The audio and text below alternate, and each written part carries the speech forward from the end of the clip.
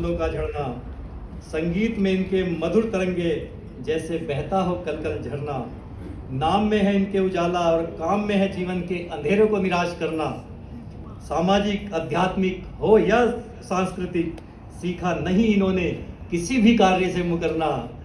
सीखा नहीं इन्होंने किसी भी कार्य से मुकरना, अपनी मेहनत लगन से निरंतर सीखा है इन्होंने सफलताओं की सीढ़ियाँ चढ़ना। आपकी जोरदार तालियों के बीच बुलाना चाहूंगा उनको, नाम है जिनका, जी हाँ, दीपा माला शर्मा। एक बार जोरदार तालियां जाए दीपा माला शर्मा के लिए। बहुत ही मेहनती है, पति को घर पे छोड़ के आती है कि भाई तू खाना वाना बना लेना, मैं दोपहर में आ जाऊंगा।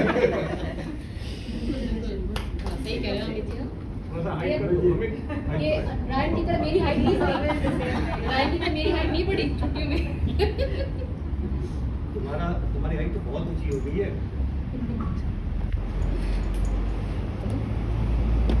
आगे ठीक है, थोड़े देर में बहुत प्रतिभा की ऊंचाई हो सकता है और ऊंचाई चाहिए। एक बार जरा ताली बजाएंगे तो स्वागत करें। बहुत बहुत धन्यवाद अमित जी। खुशियों पर मौज की रवानी रहेगी, खुशियों पर मौज की रवानी रहेगी। जिंदगी कोई न कोई कहानी कहेगी, जिंदगी कोई न कोई कहानी कहेगी। हम यूं ही कार्यक्रम में चार चांद लगाते रहेंगे, हम यूं ही कार्यक्रम में चार चांद लगाते रहेंगे। गर आपकी तालियों की मेहरबानी रहेगी।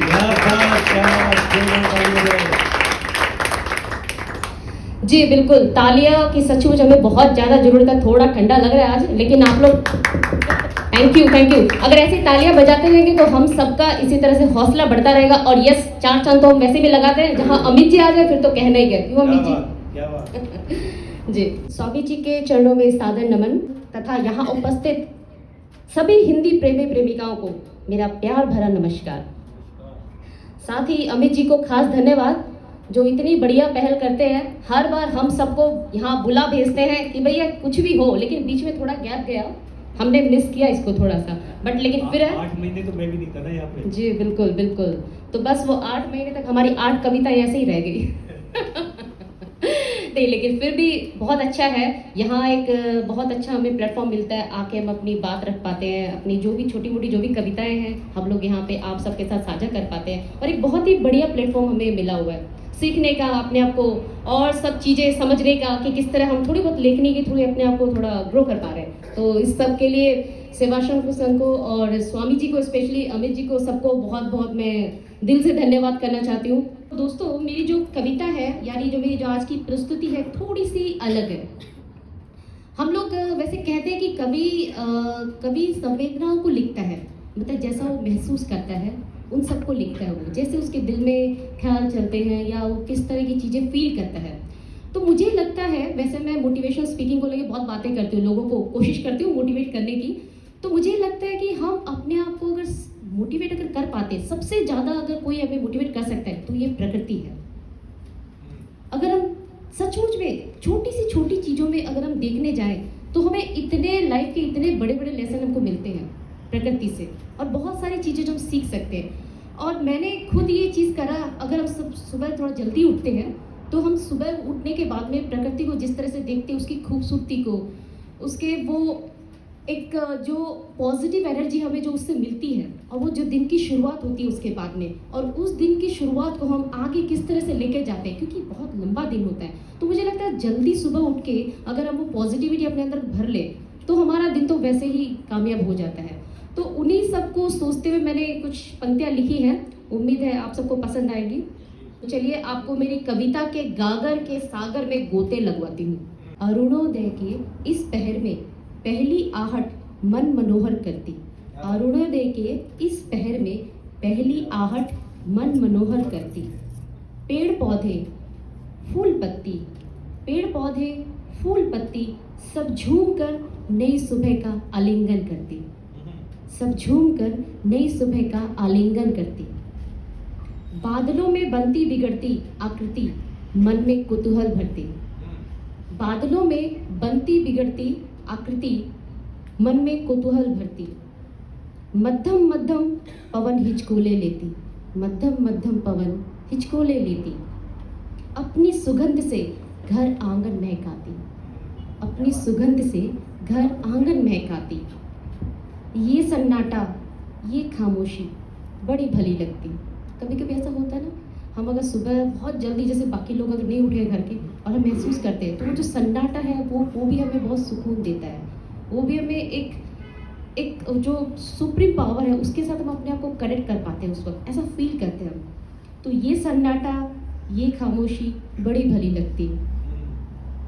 मानो हृदय पे रखा कोई भार उतर गया, मानो हृदय पे रखा कोई भार उतर गया। कानों में आती सरसर हवा, मन में अथाह शांति भरती। कानों में आती सरसर हवा, मन में अथाह शांति भरती। पक्षियों का कलरव कर्णों में मधुरता घोलता। पक्षियों का कलरव यानी उनका थोड़ा शोरगुल, थोड़ी उनकी आवाज़ें। पक्षियों का कलरव कर्णों में मधुरता घोलता। धीरे धीरे बादलों का रंग बदलकर नभ का लाल होना। धीरे धीरे बादलों का रंग बदलकर नभ का लाल होना। नए दिन की इतनी सुंदर परिभाषा पहले कभी न देखी। नए दिन की इतनी सुंदर परिभाषा पहले कभी न देखी। बड़ी मनोहारी है ये सुबह, बड़ी मनोहारी है ये सुबह। किंग कर्तव्य विमूढ़ता की दशा से, किंग कर्तव्य विमूढ़ता की दशा से उपयोगिता की तरफ उठता ये पहला कदम, उठता ये पहला कदम। हौले हौले सूर्य अपनी उपस्थिति को दर्ज कराने लगा जब, हौले हौले सूर्य अपनी उपस्थिति को दर्ज कराने लगा जब। उषा रानी नूतन प्रभात का संदेश देती निकल आई तब। उषा रानी नूतन प्रभात का संदेश देती निकल आई तब। सूर्य अपनी उपस्थिति से मन को मोह रहा, सूर्य अपनी उपस्थिति से मन को मोह रहा। पहले लालिमा लिए फिर धीरे धीरे उजाला हो रहा। पहले लालिमा लिए फिर धीरे धीरे उजाला हो रहा। सूर्य पूरी प्रकृति एवं जीव जंतु के लालन पालन हेतु, सूर्य पूरी प्रकृति के एवं जीव जंतु के लालन पालन हेतु सजग हो अपने अश्वों पे सवार हो पृथ्वी की ओर चला। कहते हैं ना, सूरज 7 घोड़ों पे सवार होके आता है ना।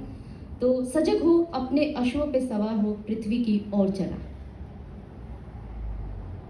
पो फटने से पहले उठकर, पो यानी बहुत सुबह होती, बहुत हल्की हल्की रोशनी होती उस वक्त, मतलब पूरी तरह से दिन भी नहीं निकला होता है और पूरी तरह से रात भी नहीं होती, पो फटने वाली होती है। पो फटने से पहले उठकर प्रकृति से जो जीवन का संदेश लेता, वही मनुष्य प्रकृति के गूढ़ रहस्यों को समझने में सामर्थ्यवान होता है। तो सूर्य की तरह हो जाइए तैयार नए संघर्ष नए उदय को। तो सूर्य की तरह हो जाइए तैयार नए संघर्ष नए उदय को। नूतन प्रेरणा, नूतन अभिलाषा, नूतन उद्देश्य को। नूतन प्रेरणा, नूतन अभिलाषा, नूतन उद्देश्य को।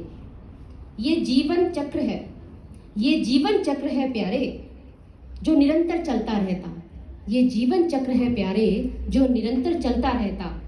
नहीं आगा नहीं पीछा का कोई बही खाता, नहीं आगा नहीं पीछा का कोई बही खाता। सारा हिसाब यही हो जाता, सारा हिसाब यही हो जाता। जीवन तो एक चक्की के समान, जीवन तो एक चक्की के समान निरंतर पिसता रहता। जीवन है ना, हमारा जीवन ऐसा ही है, निरंतर पिसता रहता है। निरंतर हम चाहे उसको महसूस करें न करें, लेकिन चीज़ें चलती जा रही है हर वक्त, हर पल, हर लम्हा, हर क्षण, उसको हम लोग देख सकते हैं। जीवन तो एक चक्की के समान निरंतर पिसता रहता, पर जब पीस कर निखर कर इसमें से जो निकलता वही जीवन का सार है। जब पीस कर निखर कर इसमें से जो निकलता वही जीवन का सार है, वही जीवन का सार है और वही जीवन का सार है।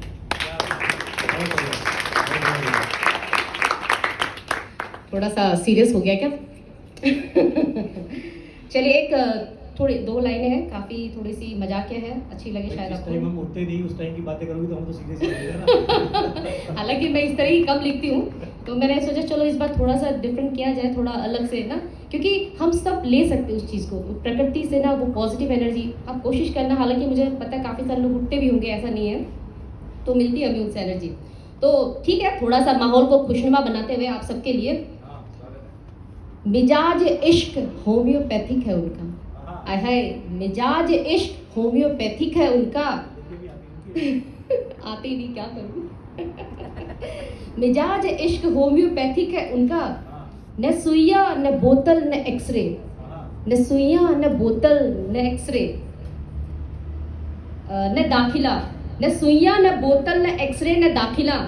हम दर्द बयां करते रहे, हम दर्द बयां करते रहे, और वो हमें मीठी गोलियां देते रहे। क्या बात। होम्योपैथी की दवाई होती है ना, छोटी छोटी गोल गोल। तो देखिए, लास्ट में मैं कुछ लाइनों के साथ में इसको समाप्त करती हूँ यहाँ पे। जी। हम सब अपनी लाइफ में कैसे अपने आप को, किस तरह से हम अपने आप को मोटिवेट करें, और कैसे हर चीज़ों से लड़ने के हमारे अंदर पावर है ना, उन्हीं को लेते हुए कुछ लाइनें हैं। खोल दे पंख मेरे, खोल दे पंख मेरे, कहता है परिंदा। खोल दे पंख मेरे, कहता है परिंदा। अभी और उड़ान बाकी है, अभी और उड़ान बाकी है। जमीन नहीं है मंजिल मेरी, जमीन नहीं है मंजिल मेरी, अभी पूरा आसमान बाकी है। जमीन नहीं है मंजिल मेरी, अभी पूरा आसमान बाकी है। लहरों की खामोशी को समंदर की बेबसी मत समझे नादान, लहरों की खामोशी को समंदर की बेबसी मत समझे नादान। जितनी गहराई अंदर है, बाहर उतना ही तूफान बाकी है। क्या बात, बहुत बढ़िया। Thank you.